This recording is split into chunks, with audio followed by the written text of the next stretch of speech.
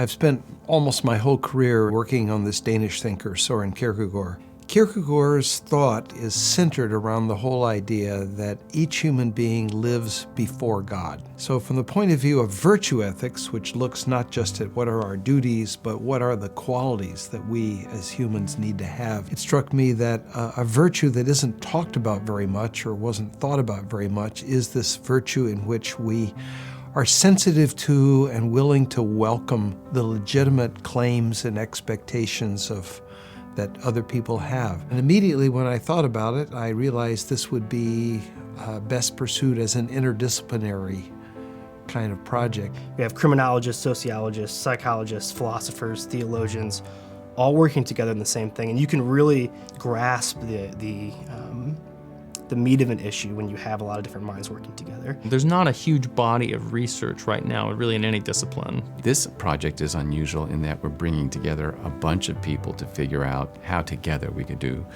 a study on accountability. Accountability is a very common concept. That practice of being accountable is just pervasive in our society. Students are accountable to their teachers, and teachers are accountable to the students. What it means to live a kind of a fully human, mature life is to grow into a sense of accountability, to develop deep relationships, say, to a spouse or to your children, employer, your coworkers, people in your church. Accountability ought to matter for healthy relationships, for not only feeling good, but also functioning well in our relationships with meaning and purpose. There's ways in which we become more human. We flourish in better ways by trying to be the best that we can be according to what other people think we should be, more specifically according to what it means to be the one who God has called us to be. But it's within the particularities of our relationship to God and our understanding of what God calls us to do that accountability is really relevant. Learning to think about what it means to be accountable to God also helps us to understand some of the ways in which we fall short of being fully human. The Western modern societies are so hyper-individualistic. We want to think in terms of only being answerable to ourselves. We don't want to think about, you might say, the fact that we are fundamentally social. Our identity is bound up to belonging. One of the things that we're doing is looking at offenders, people who are incarcerated. What we're studying is the ways in which inmates participate in faith-based programs. How does that involvement affect them in terms of virtuous behavior? We can test whether accountability truly help those criminals and offenders to change their lifestyle and their self-identity.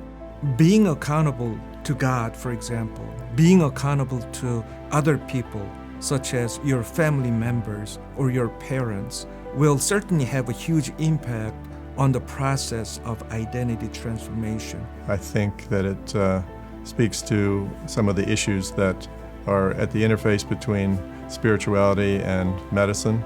Part of my role in the project is to look at ways that accountability is related to mental health and the ways that it can be disordered, and what some of the therapeutic implications might be of taking accountability more into account in the kind of practice that we do as clinicians. There's something profound in asking ourselves, what do we owe to each other?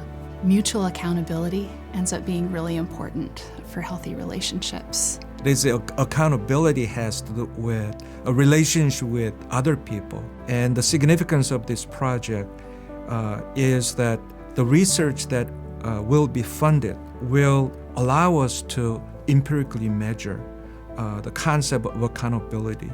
It matters because I think this really lies at the center of what it is to be a good person. We do this research in hopes that it'll actually change public opinion.